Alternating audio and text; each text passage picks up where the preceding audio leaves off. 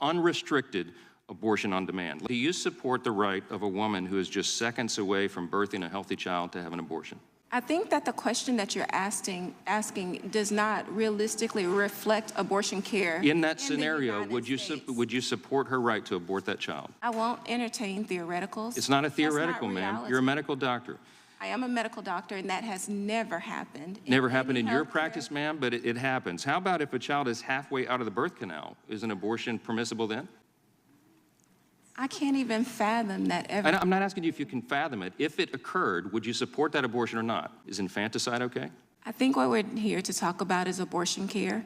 What you're describing is something that is already illegal, and there are laws on the books for that. So I'm not a proponent of But see, you any understand if Dobbs is handed down, the states will be able to make that decision, and there are some that will go that far. You need to be aware of what we're talking about today. You may have noticed that the right is having an absolute field day when it comes to saying that people who are pro-choice and are advocates for abortion rights are proposing infanticide, having abortions during birth and immediately after birth, and that people are passing legislation to include this, which is ridiculous. As the doctor points out, there are laws against infanticide, and I had no idea where this was coming from, and now I finally know. So there's a bill in the California State Legislature, AB 2223. What this legislation does, spoiler alert, is not legalize infanticide or abortion during pregnancy. That's ridiculous.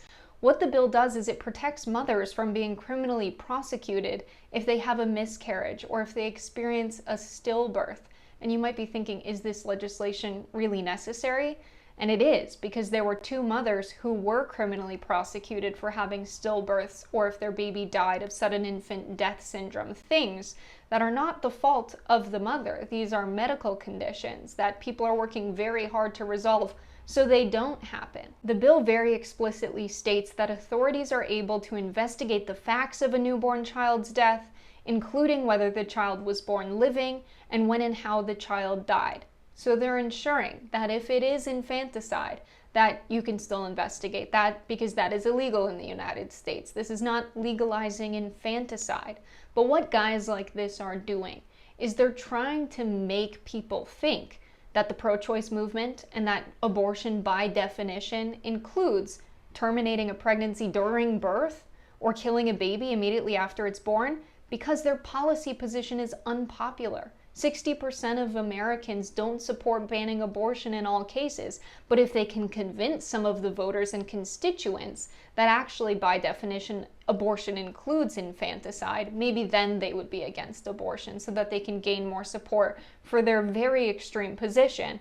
And this whole argument and this whole narrative that the right is pushing is entirely based on false premises, because that's not what this piece of legislation says.